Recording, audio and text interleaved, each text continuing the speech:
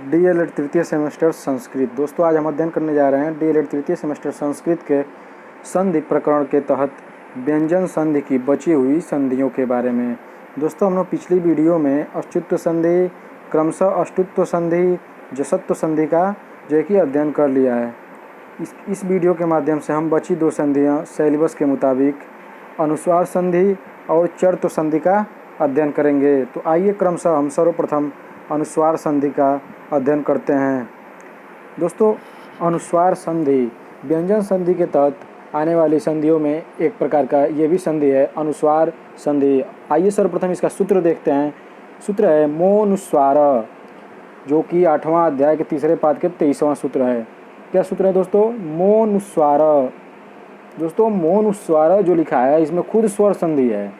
ये भले एक व्यंजन संधि का उदाहरण हो, पर ये हमने पिछली वीडियो में भी पढ़ा कि जैसे झलाम जसो अंत्य में जो संधि था वो संधि भी किसमें है? मोनुस्वार में। क्योंकि जो सिंबल जो आपको जो प्रतीक दिख रहा है, जो दिख रहा है प्रतीक मोनुस्वार के बीच में, ये पूर्ण रूप संधि का जो है कि प्रतीक माना जाता है। आइए इसी क्रम में आगे बढ़ते हैं और देखते हैं कि यह सूत्र कहता क्या है। पदांत म के बाद कोई भी व्यंजन आए, जिसको हम हल भी कहते हैं, तो म के स्थान पर अनुस्वार हो जाता है, अर्थात अनुस्वार का अर्थात बिंदी हो जाता है। आइए दोस्तों इसको हम जो है कि उदाहरण के माध्यम से समझेंगे। तो सर्वप्रथम एक सारणी के माध्यम से ये देख ले रहे हैं कि क्या ये सूत्र कहता है। तो पदांत के बाद कोई भी व्यंजन हल के अंतर्गत कोई भी व्यंजन का वर्ण आए तो क्या हो जाएगा? म जो होगा, पदांत म जो होगा वो बिंदी में बदल जाएगा, अर्थात उसके जो म के जो पहले वाला वर्ण होगा उसके ऊपर बिंदी लगाकर हम जो है कि उसका प्रयोग करेंगे। तो आइए सर्वप्रथम उदाहरण देखते हैं दोस्तों। हरिम धन वंदे, हम देख रहे हैं म जो है कि पदांत म आ गया है, हम देख रहे हैं कि म आया है, म हलंत लगा हुआ है, और आगे कोई भी व्यंजन आए ये व्यंजन के लिए ही लागू होगा, स्वर नहीं आएगा। क्योंकि स्वर अगर आता है तो दूसरी संधि बदल जाएगा। इस संधि में केवल क्या कह रहा है कि इस संधि में सूत्र कह रहा है कि केवल जो है कि पदांत मकार है और जो है कि सामने क्या है उसका जो है कि योग किससे हो? तो व्यंजन के साथ हो। अब व्यंजन में कोई भी वर्ण आ सकता है। व्यंजन में जितने भी वर्ण हैं संस्कृत में, और सभी संस्कृत के व्यंजन वर्णों को हल प्रत्याहार के अंतर्गत समाहित किया गया है। तो व्यंजन वर्णों के अंतर्गत जो है कि कोई भी वर्ण आए तो हो क्या जाएगा कि म का लोप हो जाएगा और म जो है कि परिवर्तित हो जाएगा किसमें? अनुस्वार में। तो हम देख रहे हैं हरिम धन वंदे, क्या हो जा रहा है? हरिम वंदे। देखिए म का यहाँ लुप्त हो जा रहा है और बिंदी चला जा रहा है किस पे? तो र वर्ण पे। अगला उदाहरण देखेंगे, त्वम करोसी, म लुप्त हो जा रहा है और आगे व्यंजन आया है तो वह पे चला जाएगा, त्वम करोसी हो जाएगा। इसी क्रम में आगे बढ़ेंगे दोस्तों। रामम धन भजामी, अर्थात रामम भजामी, क्या हो जाएगा दोस्तों? रामम भजामी। दोस्तों इस नियम को तो हम वैसे भी जानते हैं कि अगर म हलंत होता है, सामने व्यंजन आता है, तो हम क्या करते हैं कि म वहाँ पे पूरा म नहीं लिखते हैं, क्या करते हैं उसको कि बिंदी कर देते हैं उसके पहले वाले अक्षर पे। इसी क्रम में अगला उदाहरण देखेंगे, जलम धनवती, तो म यहाँ से लुप्त हो जाएगा और उसके पहले जो अक्षर ल आया है, ल पे क्या हो जाएगा? बिंदी हो जाएगा, क्योंकि आगे व्यंजन आया है। और यह किस संधि में होता है? तो किस संधि में होता है दोस्तों? अनुस्वार संधि में होता है। तो क्या हो जाएगा? देख रहे हैं हम क्या क्या हो जा रहा है। तो म जो हो रहा है, जो म हो रहा है वो क्या हो जाएगा? बिंदी अनुसार में बदल जा रहा है। इसी क्रम में आइए अगला देखेंगे, धनम धन यच्छ, अर्थात म के बाद व्यंजन आ रहा है तो ये म किस में बदल जाएगा? तो अनुस्वार में बदल जाएगा। तो न पे क्या हो जाएगा? तो अनुस्वार हो जाएगा। तो क्या हो जाएगा? धनम यच्छ हो जाएगा। दोस्तों बहुत ही आसान, सभी संधियों से सबसे ज़्यादा आसान अगर कोई संधि है तो ये जो है कि अनुस्वार संधि माना जाता है। व्यंजन संधि का एक प्रकार अनुस्वार संधि है जो कि बहुत ही आसान माना जाता है। देखिए आप लोग खुद देख लीजिए, धनम धन यच्छ, म लुप्त हो जाएगा, सामने व्यंजन आएगा, म लुप्त हो जाएगा, हो क्या जाएगा? न पर अनुस्वार हो जाएगा, धनम यच्छ हो जाएगा। और दोस्तों एक ही में मिला के इसको एक ही में जो इसको ऐड नहीं करना है, क्योंकि ये दोनों दो अलग अलग शब्द हैं दोस्तों, इसको अलग करके लिखना है। दुखम धन सहते, अर्थात म का लुप्त हो जाएगा, सामने व्यंजन आया हुआ है, दंत स हम देख रहे हैं कि आया हुआ है, तो ख पर जो है कि अनुसार हो जाएगा, दुखम सन सहते हो जाएगा। दोस्तों हमने आसानी से इस संधि को जो है कि व्यंजन संधि के तहत आने वाला जो है कि अनुस्वार संधि को आसानी से समझा। अब इसी के बाद जो है कि हम अगला जो है कि संधि जो है कि चर्त्व संधि जो है उसको जो है कि हम समझेंगे, और मात्र इन दो संधियों के बाद हम जो कि संधि प्रकरण का चैप्टर जो है कि ख़त्म करेंगे, जो कि हमारे डीएलएड तृतीय सेमेस्टर में संधि प्रकरण के तहत व्यंजन संधि में जितने भी संधि आ रहे हैं उनको हम जो है कि इस वीडियो के माध्यम से उनकी समाप्ति करेंगे। तो आइए दोस्तों अगला जो है कि संधि पढ़ते हैं, क्या है? चर्त्व संधि। चर्तो संधि, चर्तो संधि का सूत्र देखेंगे दोस्तों, खरी च, 8वां अध्याय के चौथा पाद में का ये 55वां सूत्र है। क्या सूत्र है दोस्तों? खरी च। दोस्तों सूत्र याद करना बहुत ही आसान है। सूत्र बहुत ही आसानी से याद हो जाएगा और सूत्र के माध्यम से ही जो है कि उसका विश्लेषण किया जाएगा। तो आइए देखते हैं कि सूत्र क्या कहता है। यदि झल के बाद खर आए तो झल के स्थान पर चर हो जाएगा। क्या हो जाएगा? सूत्र तो काफ़ी जो है कि मनोरंजक दिख रहा है कि झल के बाद खर आए तो झल के स्थान पर चर हो जाएगा।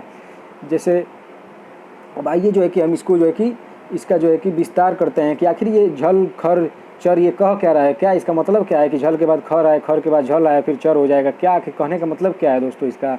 तो आइए समझते हैं कि एक बार और इसको पढ़ लेते हैं। क्या कहता है? यदि झल के बाद, दोस्तों सर्वप्रथम एक बात बताना चाहूँगा कि संस्कृत समझ लीजिए पूरा का पूरा जो है कि माहेश्वर सूत्र पे टिका होता है।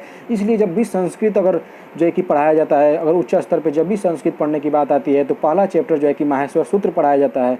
उसके बाद जो है कि आगे पढ़ा जाता है, क्योंकि जब भी स्वर का जो है कि जिक्र होगा तो वहाँ पे अच का नाम आएगा, व्यंजन का जिक्र होगा तो हल का नाम आएगा।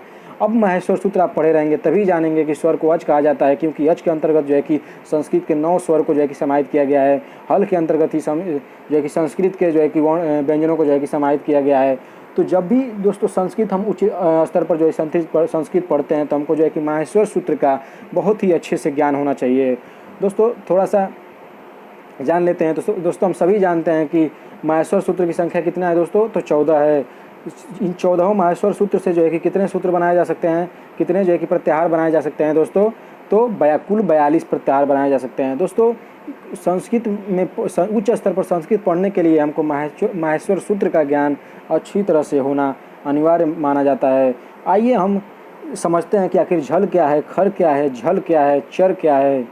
तो दोस्तों हमने अभी पिछले वीडियो में ही पढ़ा था कि हमने पढ़ा कि झलाम जसवंते पढ़ा कि झल के बाद क्या हो जाता था? जस हो जाता था। तो झलाम उसमें वहाँ पे भी झल आया था, तो यहाँ पे भी झल आ रहा है। तो हम ये सर्वप्रथम ये देखेंगे कि झल के अंतर्गत कौन कौन से वर्णों को समाहित किया गया है। तो दोस्तों हमने देखा था कि झल के अंतर्गत प्रत्येक वर्ग का पहला, दूसरा, तीसरा और चौथा वर्ण, पाँचवा वर्ण नहीं दोस्तों, पाँचवा वर्ण नहीं, प्रत्येक वर्ग का पाँचवा वर्ण नहीं समाहित करेंगे।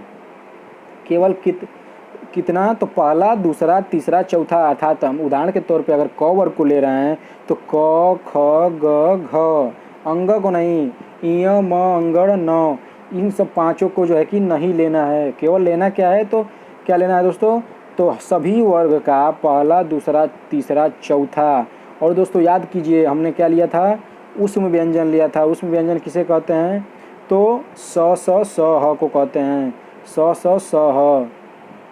इन झल प्रत्याहार के अंतर्गत किसको समाहित किया जाता है दोस्तों? तो सभी वर्ग के पहला, दूसरा, तीसरा, चौथा वर्ण और स ह को जो है कि समाहित किया जाता है। कुल मिला जुलाकर 16 और 4 20 जो है कि वर्णों को जो है कि झल प्रत्याहार के अंतर्गत समाहित किया जाता है। तो आइए हम जो है कि यहाँ पे एक सारणी में जो है कि देखते हैं कि किन किन वर्णों को जो है कि समाहित किया गया है। दोस्तों ये देखिए, ये प्रत्याहार के द्वारा ही जो है कि जो झल प्रत्याहार है दोस्तों, इसी के द्वारा जो है कि इन सभी को निकाला गया है। तो इसके लिए सर्वप्रथम जो 14 माहेश्वर सूत्र हैं उनको भी जो है कि कंठस्थ होना अति आवश्यक है संस्कृत पढ़ने के लिए। अगर वो याद होगा तभी हम झल प्रत्याहार के अंतर्गत वर्णों को निकाल पाएंगे, अन्यथा हम नहीं निकाल पाएंगे। तो दोस्तों सर्वप्रथम यहाँ पे लिखा गया है झल प्रत्याहार के अंतर्गत आने वाले जो वर्ण हैं, ये तो सिरवाइज लिखा गया है। झ, भ, घ, ड, ध, ज, ब, ग, ड, द, ख, फ, छ, ठ, थ, च, ट, त, क, प, श, स, ह। परंतु इसको हमको क्या करना पड़ता है कि क्रमबद्ध तरीके से, जैसा कि हमने पिछले वीडियो में जस्ट संधि पढ़ा था तो उसमें क्रमबद्ध तरीके से किया था, वैसे करना पड़ता है। क्यों करना पड़ता है? क्योंकि जब हम आदेश की बात करेंगे कि हो क्या जाता है, तो हो जाता है चर। तो जो चर होगा तो जो उच्चारण स्थान होगा तो हमको उच्चारण स्थान के अनुरूप जो है कि इसको जो है कि सुव्यवस्थित ढंग से जो है कि इसको बैठाना रहता है। तो आइए झल प्रत्याहार के अंतर्गत जो है कि हमने देख लिया कि किन किन वर्णों को समाहित किया गया है। एक बार और देख ले रहे हैं। झल प्रत्याहार के अंतर्गत सभी वर्ग का पहला, दूसरा, तीसरा, चौथा वर्णों को समाहित किया जाता है तथा सल प्रत्याहार था स, स, ह को समाहित किया जाता है। दोस्तों वो झल प्रत्याहार के अंतर्गत ही आ जाएगा। क्या? तो स ही। और अलग से जब बात किया जाएगा अंतस्थ व्यंजन की तो वो यण प्रत्याहार के अंतर्गत आते हैं, उष्म व्यंजन की तो वो सल प्रत्याहार के अंतर्गत आते हैं। आइए, लेकिन परंतु हम यहाँ क्या देख रहे हैं कि जो झल प्रत्याहार है, झल प्रत्याहार के अंतर्गत ही क्या समाहित है? तो सल समाहित है। और उसी में क्या आ रहा है? तो स इसी में आ जा रहा है। आइए खर को देखते हैं। जैसा कि हमने नियम क्या पढ़ा है कि क्या नियम हमने पढ़ा कि झल के बाद खर आए तो झल के स्थान पर क्या हो जाएगा? चर हो जाएगा। क्या पढ़ा? झल के बाद खर आए तो झल के स्थान पर चर हो जाएगा। तो हमने झल को समझ लिया कि झल में किन किन वर्णों को समाहित किया गया है। अब हम समझेंगे कि खर के अंतर्गत किन किन वर्णों को समाहित किया गया है। तो दोस्तों खर के अंतर्गत ख, फ, छ, ठ, थ, च, ट, त, क, प, स। दोस्तों इसमें ह को नहीं समाहित किया जाता है, इसमें ह नहीं होता है। इसमें देखिए कौन कौन से वर्ण हैं? ख, फ, छ, ठ, थ, च, ट, त, क, प, स। हम देख रहे हैं यहाँ पे क्या लिखा हुआ है? खर एक प्रत्याहार है जिसमें वर्णों के प्रथम द्वितीय वर्ण और स आते हैं। दोस्तों एक चीज़ जो है कि यहाँ पे आप देखिए, एक चीज़ ध्यान दीजिए कि जो हम देख रहे हैं कि खर प्रत्याहार के अंतर्गत जो ख, फ, छ, ठ, थ, च, ट, त, क, प दिख रहे हैं, ये देखिए ध्यान दीजिए, ये सभी वर्ण जो हैं सभी वर्ग के दूसरे अक्षर माने जाते हैं। ख को ले लीजिए तो क वर्ग का दूसरा अक्षर है क, ख। फ को ले लीजिए तो प वर्ग का दूसरा अक्षर है। छ को ले लीजिए तो च वर्ग का दूसरा अक्षर है। ठ को ले लीजिए तो ट वर्ग का दूसरा अक्षर है। थ को ले लीजिए तो त वर्ग का दूसरा अक्षर है। च को ले लीजिए च, ट, त, क, प।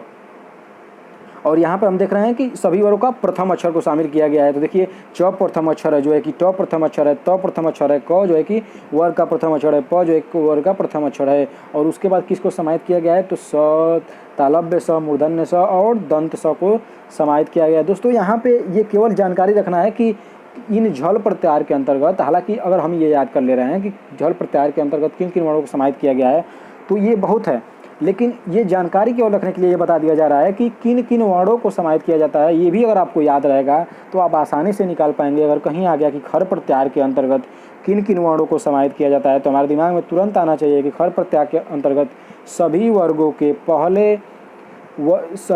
के पहला और दूसरा वर्ण आते हैं। और उसके बाद क्या आता है? तो स आता है। आइए जो है कि एक और सारणी हम देख रहे हैं। इस सारणी के माध्यम से जो हमने सूत्र का जो है कि विश्लेषण किया है, तो सूत्र ने क्या किया है कि यदि झल के बाद खर आए तो हो क्या जाएगा? चर हो जाएगा। दोस्तों ध्यान दीजिए, झल के बाद सबसे लास्ट में ये दाहिने साइड में खर आए, अर्थात झल आए, झल के सामने किससे योग हो? खर से। खर में अर्थात कोई भी वर्ण हो, कोई भी अक्षर हो, खर आए तो हो क्या जाएगा? तो क हो जाएगा। अब देखिए दोस्तों, अब जो है कि इनको जो है कि उच्चारण स्थान के आधार पर इनको क्या किया गया है? उनको सारणीबद्ध किया गया है। अर्थात देखिए पहले में जो है कि हमने झल प्रत्याहार जब निकाला तो हमने तो ऊपर सबसे पहले ये लिखा था कि झ ब घ ढ द, उसके बाद लिखा था कि ज ब ग ड द, सब इधर उधर थे, परंतु अब हमको उसको जो है कि क्रमबद्ध तरीके से कर रहे हैं। सर्वप्रथम भाई सीरियल करेंगे ना तो शुरू में क्या आता है? क, ख, ग, घ आता है, और उसके बाद इधर सामने आएंगे तो हम देख रहे हैं क्या कि आदेश चर हो रहा है। तो चर में जो क आ रहा है, क का उच्चारण स्थान क्या है भाई? चर का उच्चारण स्थान क्या है दोस्तों? चर का उच्चारण स्थान क्या है दोस्तों, बताइए आप लोग। तो हम जानते हैं कि कंठ है।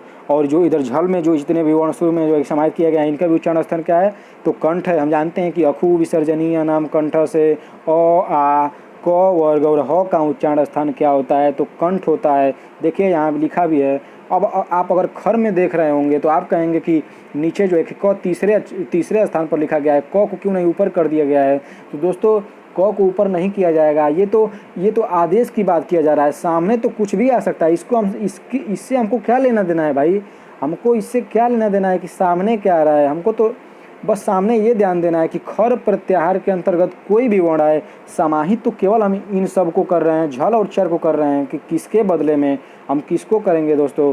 अर्थात झल प्रत्याहार के अंतर्गत अगर हम झल प्रत्याहार को जो है कि अगर सही से क्रमबद्ध नहीं करते तो झल प्रत्याहार के अंतर्गत जब हम जो है कि सूत्रों से हम इसको जब निकालेंगे वर्णों को, तो शुरू में तो हमने देखा कि जब झल प्रत्याहार के अंतर्गत वर्ण निकालेंगे तो देखेंगे कि शुरू में झ भ घ ढ द आ जाएगा।